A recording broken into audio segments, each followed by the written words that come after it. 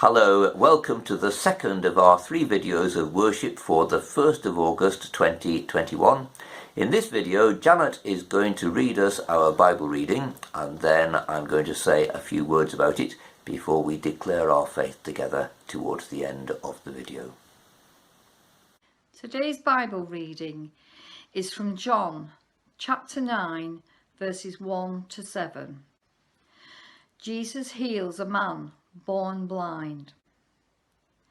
As he went along, he saw a man blind from birth. His disciples asked him, "Rabbi, who sinned, this man or his parents, that he was born blind?" "Neither this man nor his parents sinned," said Jesus, "but this happened so that the works of God might be displayed in him. As long as it is day, we must do the works of him who sent me. Night is coming when no one can work. While I am in the world, I am the light of the world." After saying this, he spat on the ground, made some mud with the saliva, and put it on the man's eyes. "Go," he told him, "wash in the pool of Siloam." This word means sent. So the man went and washed and came home seeing. This is the word of the Lord. Thanks be to God. If we want to look seriously at the life and ministry of Jesus, then we do have to reckon with the miraculous elements in the Gospels. In Mark's Gospel, which is perhaps the most coherent and clear picture of Jesus, there are really quite a lot of miracles. So many that in fact, if you try and take them all out and all their consequences out as well, the story of Jesus kind of drops to bits. Matthew and Mark and Luke, of course, are closely related, and Matthew and Luke don't particularly add miraculous elements to the Gospel stories. But when we turn to John's Gospel, the first half of John's Gospel is essentially the book of 7 signs, that's to say miraculous deeds, which Jesus did, which John picks as instances of the kinds of things that he was about. And the second half of the book is the Passion narrative. In other words, in both of these descriptions, the healing ministry of Jesus and other miracles that he did are absolutely crucial to what goes on. Is healing possible? Well, healing is a very strange kind of subject, isn't it? And it's not well understood. I could give you a couple of instances from my own life. I once when I was young, won a knobbly knees competition. And when I was in my first curacy, I had some difficulty with a recurring pain in one of my knees. I took it to the doctor. He gave me some antibiotics and that didn't work, and so he gave me some physiotherapy, balancing a bag of sugar on my foot and moving the foot up and down to exercise the knee joint.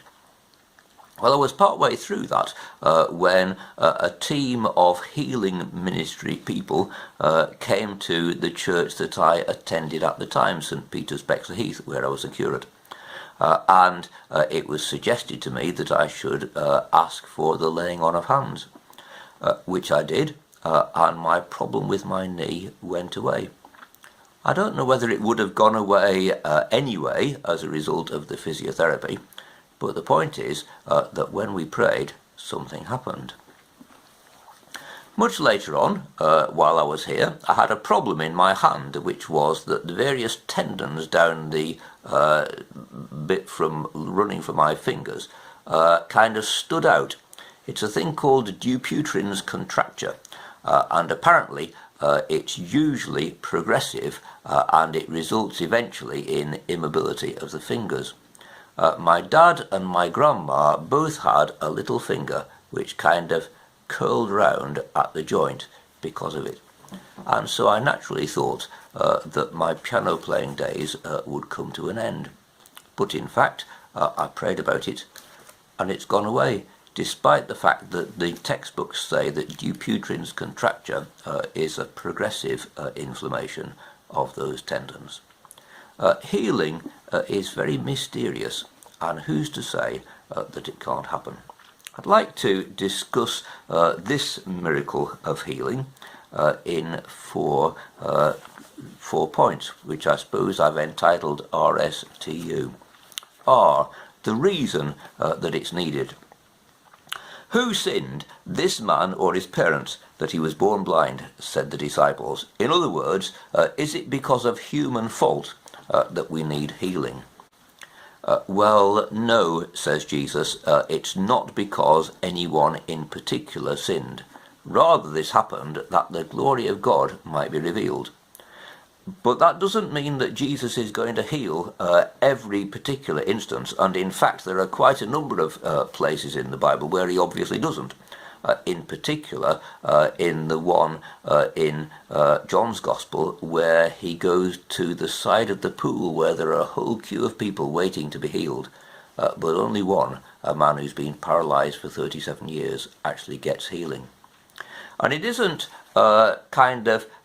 because of the man's prayer, is it? The man does come through to faith at the end of the story, but here it isn't that the man himself has particularly asked for healing or expressed faith.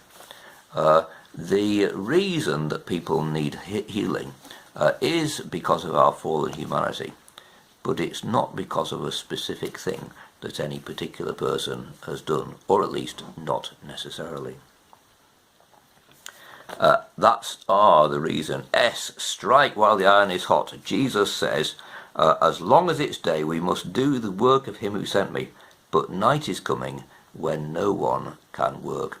Actually, in John's Gospel, there's a big theme about day and night, and when it gets to the crucifixion, there is night, and interestingly, Jesus becomes really very passive at the crucifixion. But during the day period of the Gospel, when Jesus is about his ministry, he says, strike while the iron is hot.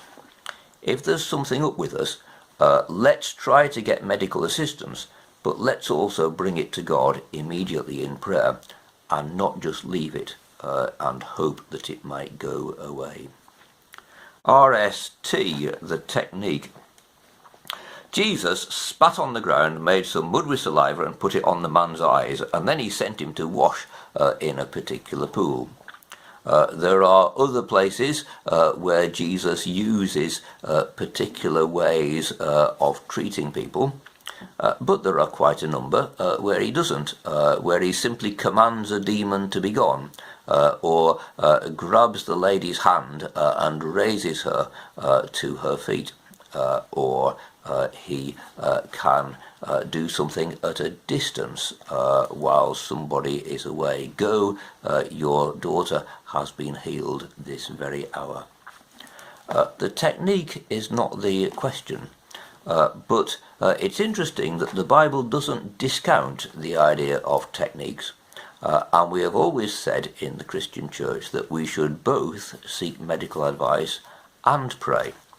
And I don't know whether you noticed the importance of both of those things, but in yesterday's Bible reading from the latter part of James's letter, it says, if any of you is sick, let him pray, and let him call for the elders of the church that they may come and pray for him as well and anoint him with oil.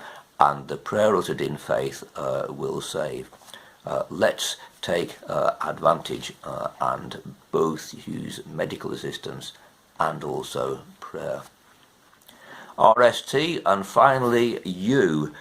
What's the ultimate of healing? Well, in this particular Bible story, the man being healed leads to a huge great controversy because it had happened on the Sabbath. The Jews do not like the idea of Jesus doing work. The man himself is pushed into a corner and forced to declare that he believes that Jesus is a prophet, because otherwise how could Jesus heal him? And it becomes obvious as the dialogue goes on that the real question is whether the man can see Jesus who he is with his inner eye, The real question is not whether his sight is restored, but whether his inner health is restored. Ultimately, we will all die, but ultimately we can all be saved through faith in Jesus. This miracle was intended to demonstrate that Jesus is the Son of God, in order that we can put our faith in him and find eternal healing in ourselves. We very often have a spoken creed based on either the Apostles' Creed or the affirmation of faith used at shorter services, but today we've time for a longer version. Here's Graham Kendrick's song We Believe in God the Father, based on the Creed.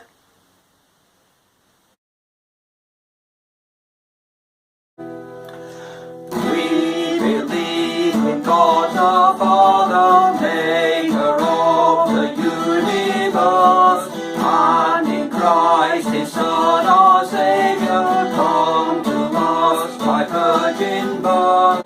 We believe he died to save us, for our sins was crucified. Then from death he rose victorious, ascended to the Father's side. Jesus, Lord of all, Lord of all, Jesus,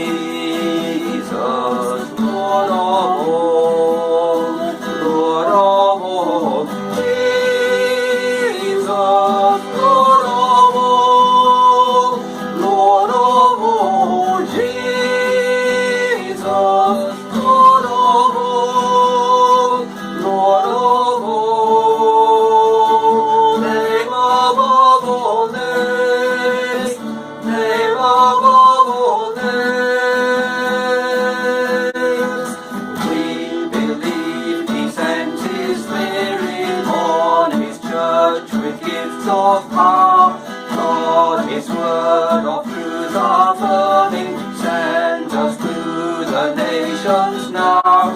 He will come again in glory, judge the living and the dead, and redeem us bow before him, and must every tongue confess.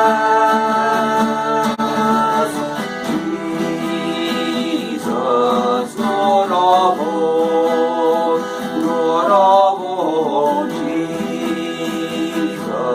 Lord of all, Lord of all, Jesus, Lord of all, Lord of all, Jesus, Lord of all, Lord of all, name above all names, name above all names, name above all names.